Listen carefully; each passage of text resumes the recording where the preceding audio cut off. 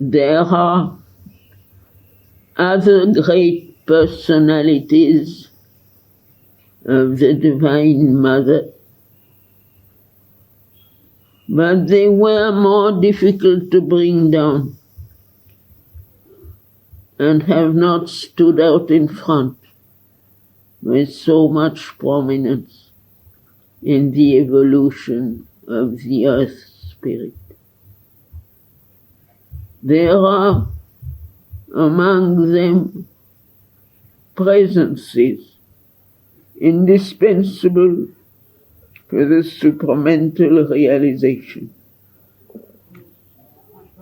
Most of all, one who is her personality of that mysterious and powerful ecstasy and ananda which flows from a supreme divine love. The ananda that alone can heal the gulf between the highest heights of the supramental spirit and the lowest abysses of matter. The ananda that holds the key of a wonderful divinest life, and even now supports from its secrecy the work of all the other powers of the universe. But human nature, bounded, egoistic, and obscure, is inept to receive these great presences or to support their mighty action. Only when the four have founded their harmony and freedom of movement in the transformed mind and life and body can those other rarer powers manifest in the earth movement and the supramental action become possible. For when her personalities are all gathered in her and manifested, and their separate working has been turned into a harmonious unity, and they rise in her to their supramental Godhead, then is the Mother revealed as the supramental Mahashakti and brings pouring down her luminous transcendences from their ineffable ether. Then can human nature change into dynamic divine nature, because all the elemental lines of the supramental truth consciousness and truth force are strung together, and the harp of life is fitted for the riddance of the eternal. If you desire this transformation, put yourself in the hands of the Mother and her power without cavil or resistance. and let her do unhindered her work within you. 3 things you must have: consciousness, plasticity, unreserved surrender. For you must be conscious in your mind and soul and heart and life, and the very cells of your body, aware of the mother and her powers and their working. For although she can and does work in you, even in your obscurity and your unconscious parts and moments, it is not the same thing as when you are in an awakened and living communion with her.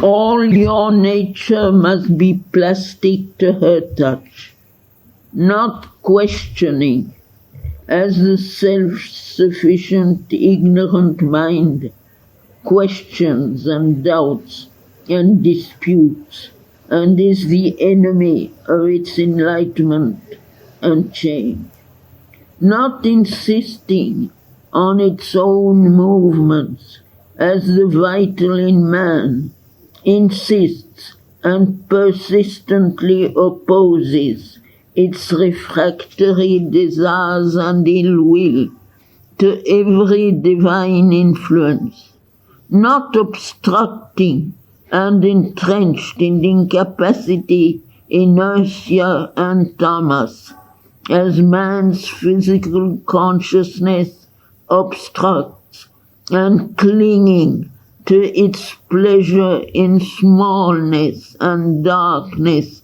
cries out against each touch that disturbs its soulless routine, or its dull sloth, or its torpid slumber. The unreserved surrender of your inner and outer being will bring this plasticity into all the parts of your nature. Consciousness will awaken everywhere in you by constant openness to the wisdom and light, the force, the harmony and beauty, the perfection that come flowing down from above. Even the body will awake and unite at last its consciousness subliminal no longer to the supramental superconscious force. Feel all her powers permeating from above and below and around it, and thrill to supreme love and ananda. But be on your guard and do not try to understand and judge the Divine Mother by your little earthly mind that loves to subject even the things that are beyond it to its own norms and standards, its narrow reasonings and erring impressions, its bottomless aggressive ignorance, and its petty self-confident knowledge. The human mind shut in the prison of its half-lit obscurity cannot follow the many-sided freedom of the steps of the divine Shakti. The rapidity and complexity of her vision and action outrun its stumbling comprehension. The measures of her movement are not its measures. Bewildered by the swift alteration of her many different personalities, her making of rits and her breaking of rits, her acceleration of speed and her retardations, her varied ways of dealing with the problem of one and of another, her taking up and dropping now of this line and now of that one, and her gathering of them together. It will not recognize the way of the supreme power when it is circling and sweeping upwards through the maze of the ignorance to a supernal light.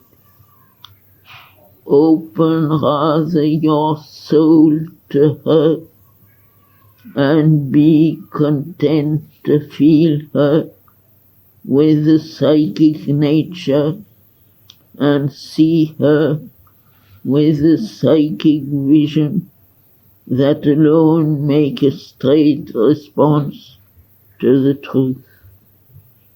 Then the mother herself will enlighten by their psychic elements your mind and heart and life and physical consciousness, and reveal to them too her way and her nature. Avoid also the error of the ignorant mind's demand on the divine power to act always according to our crude, surface notions of omniscience and omnipotence. For our mind clamors to be impressed at every turn by miraculous power and easy success and dazzling splendor. Otherwise it cannot believe that here is the divine. The mother is dealing with the ignorance in the fields of the ignorance. She has descended there and is not all above. Partly she veils and partly she unveils her knowledge and her power, often holds them back from her instruments and personalities, and follows that she may transform them the way of the seeking mind, the way of the aspiring psychic, the way of the battling vital, the way of the imprisoned and suffering physical nature. There are conditions that have been laid down by the Supreme Will. There are many tangled knots that have to be loosened and cannot be cut abruptly asunder. The Asura and the Rakshasa hold this evolving earthly nature and have to be met and conquered on their own terms, in their own long conquered fief and province. The human in us has to be led and prepared to transcend its limits and is too weak and obscure to be lifted up suddenly to a form far beyond it. The divine consciousness and force are there and do at each moment the thing that is needed in the conditions of the labor. Take always the step that is decreed, and shape in the midst of imperfection the perfection that is to come. But only when the supermind has descended in you can she deal directly as the supramental Shakti with supramental nature. If you follow your mind, it will not recognize the mother, even when she is manifest before you. Follow your soul and not your mind. Your soul that answers to the truth, not your mind that leaps at appearances. Trust the divine power, and she will free the godlike elements in you and shape all into an expression of divine nature. The supramental change is a thing decreed and inevitable in the evolution of the earth consciousness. For its upward ascent is not ended, and mind is not its last summit, but that the change may arrive, take form, and endured, there is needed the call from below, with a will to recognize and not deny the light when it comes, and there is needed the sanction of the Supreme from above. The power that mediates between the sanction and the call is the presence and power of the Divine Mother. The Mother's power, and not any human endeavor and tapasya, can alone rend the lid and tear the covering and shape the vessel and bring down into this world of obscurity and falsehood and death and suffering truth and light and life divine and the immortal Sananda.